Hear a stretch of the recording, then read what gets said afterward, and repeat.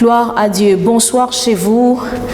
Bonsoir, bonsoir, bonsoir. Que la paix de Dieu vous soit pleinement accordée alors que nous nous connectons ensemble pour partager ce temps précieux dénommé Paraclet. Nous voulons prier ensemble afin que nos cœurs soient disposés à écouter la parole de Dieu. Prions. Seigneur, nous te disons merci, nous te rendons toute la gloire pour la grâce qui est la nôtre d'être là ce soir à partager encore cette parole que tu as déposée dans mon cœur. Je prie que par le Saint-Esprit, tu nous donnes d'avoir des cœurs disposés, des cœurs fertiles pour que ta parole produise en nous le fruit de la transformation, le fruit de la repentance, le fruit de la consécration, le fruit de la spontanéité pour les œuvres du royaume. Laisse que toute la gloire te revienne, notre Père, dans le nom de Jésus. Amen. Alors j'espère que la semaine a très bien commencé pour vous. Ce soir, nous voulons nous entretenir autour de l'exhortation que nous avons intitulée « Considérons les enjeux ». Considérons les enjeux. Alors, nous voulons partager cette exhortation en nous appuyant sur le passage de l'évangile de Luc au chapitre 11. Je lirai les versets 11 à 13. C'est Jésus qui parle et il dit « Quel est parmi vous le père qui donnera une pierre à son fils s'il lui demande du pain? Ou s'il demande un poisson, lui donnera-t-il un serpent au lieu d'un poisson? Ou s'il demande un œuf, lui donnera-t-il un scorpion?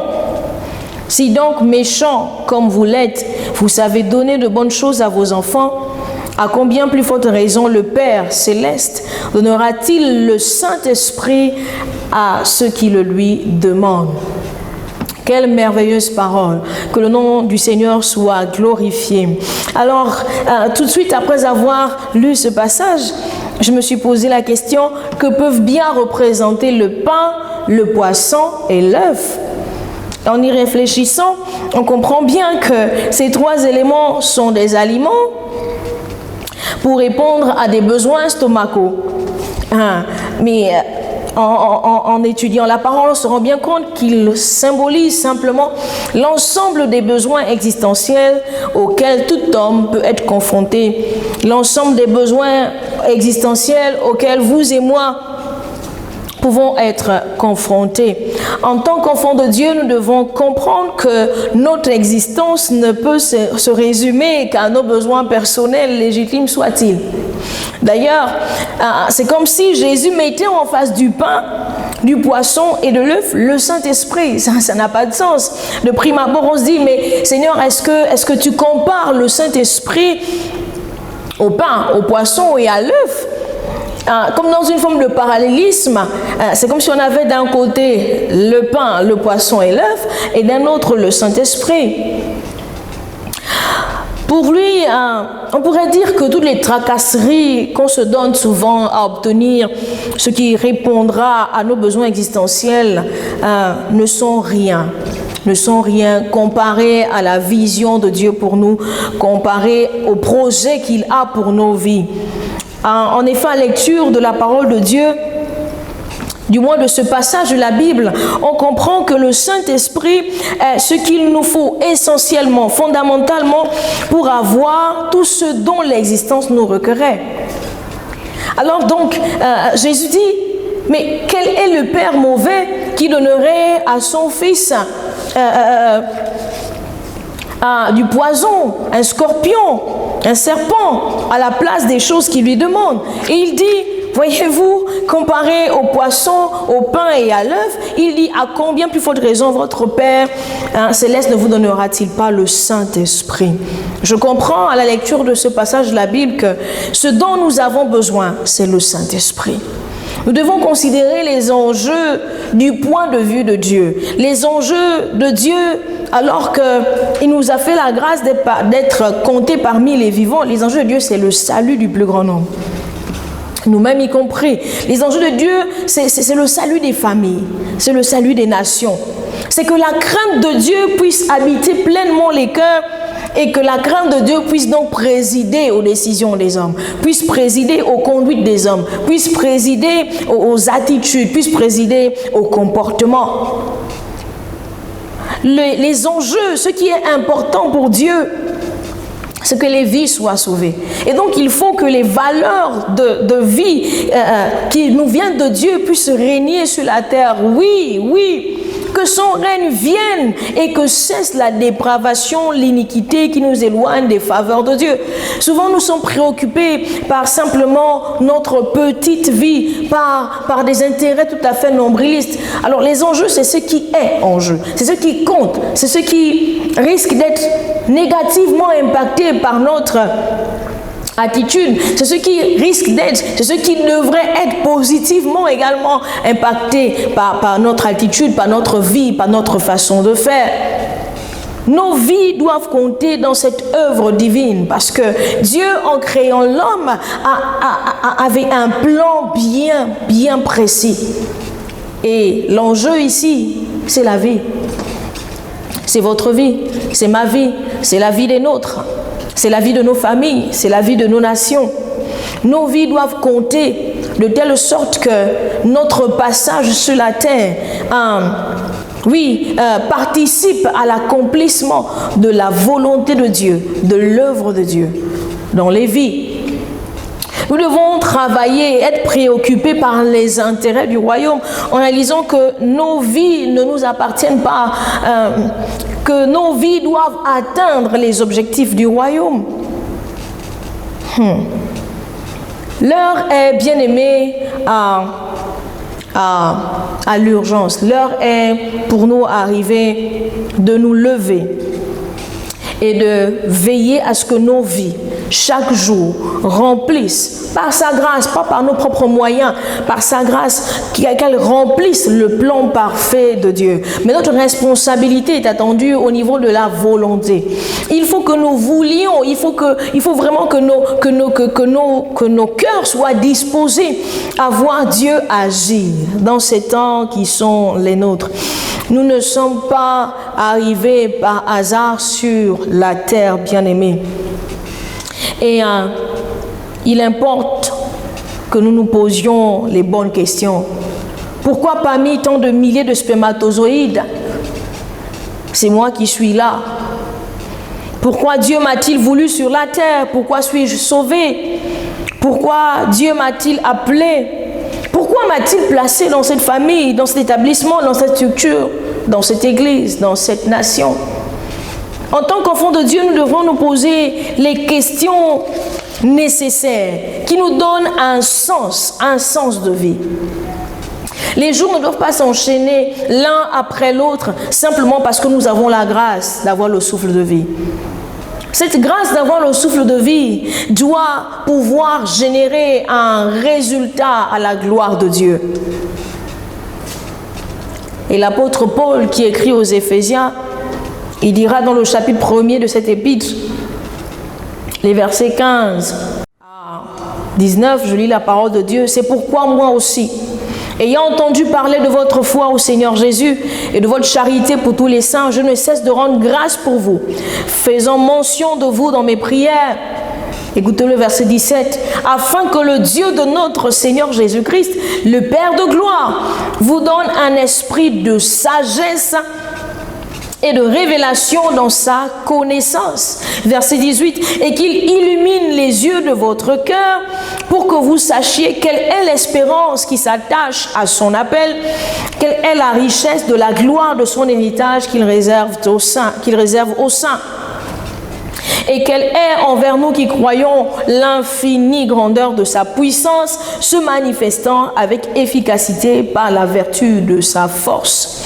L'apôtre Paul prie pour que Dieu nous accorde un esprit de sagesse et de révélation dans sa connaissance. Bien-aimé, le temps est arrivé où, en tant qu'enfant de Dieu, la sagesse et la révélation doivent caractériser nos vies.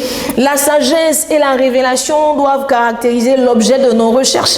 Et la Bible dit d'ailleurs en Jacques au chapitre 1 verset 5 que celui qui manque de sagesse la demande à Dieu.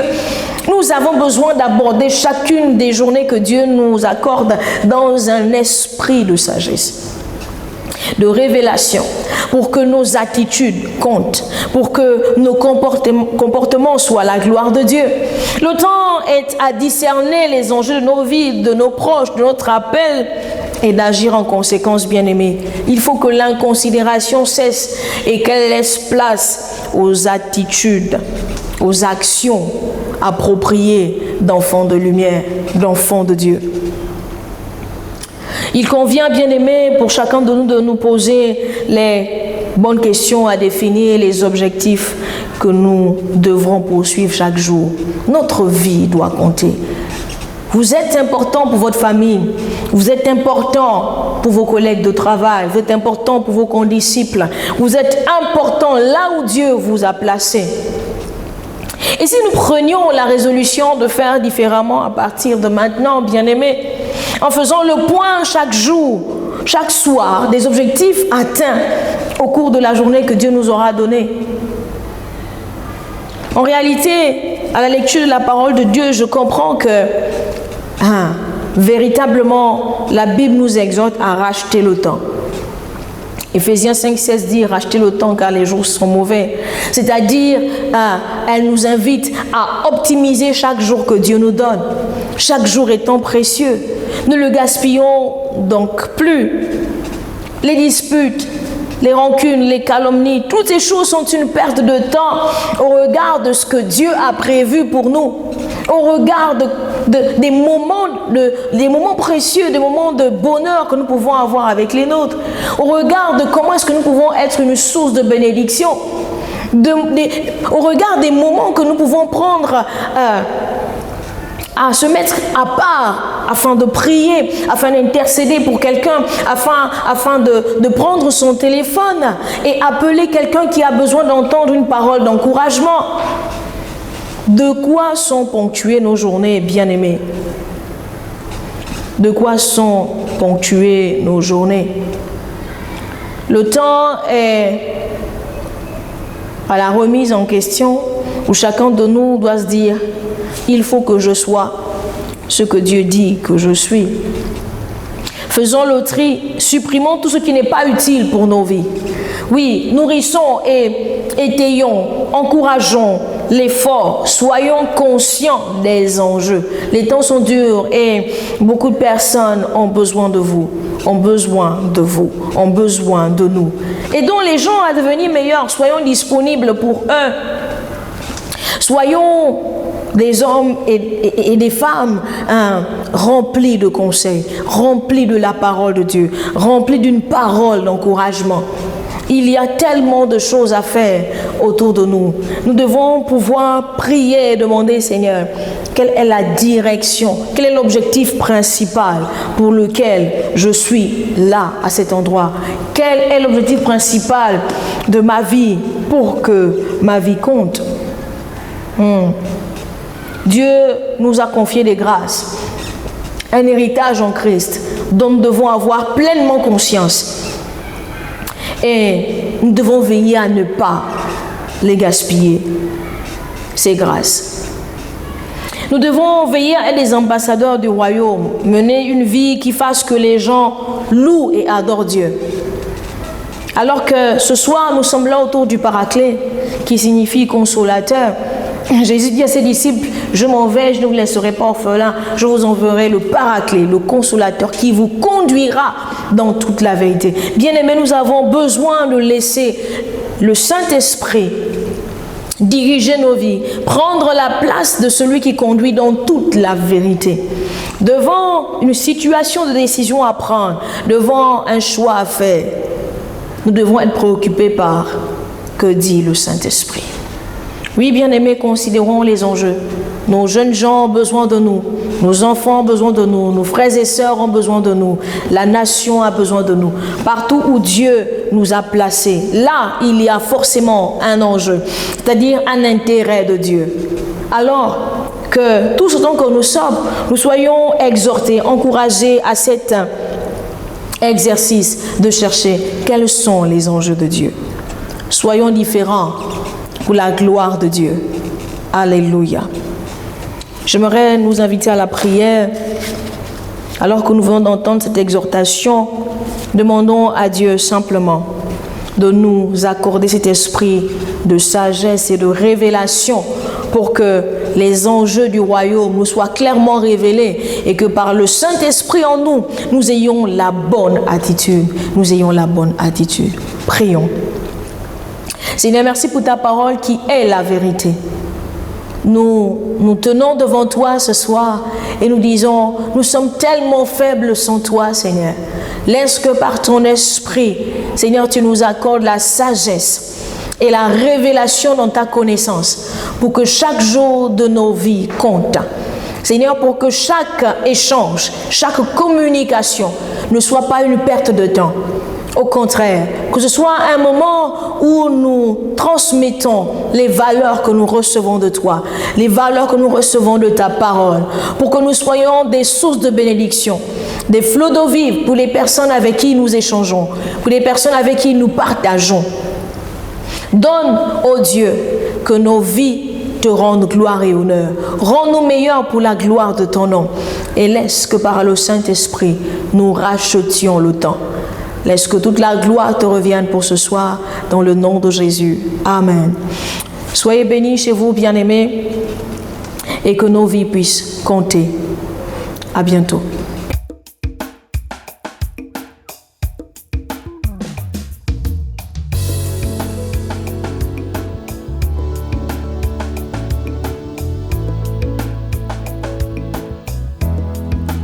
Je suis un flot.